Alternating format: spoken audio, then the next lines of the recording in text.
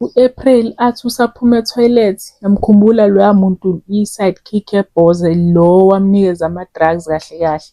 Yena shuthi nje uthe if you want something done right, do it yourself. Ngoba useyafika laphaya ka-April am-kidnap-e yena u-April ayomvalela kwenye indlu nje.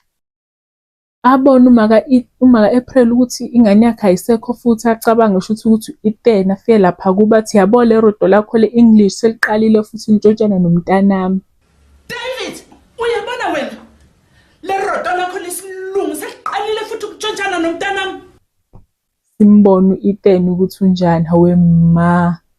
Yabo mekuthiwa kunhlanga zimuka nomoya, kusuke kushiwo kuyena. Lapho ubaba wakhe umcindezele ngengubo, umbeke nezandla uthi uyamthandazela mayesho uphefumula kanjani lo muntu lo uhlele nakusofa omncane. Angistressa nje lesini.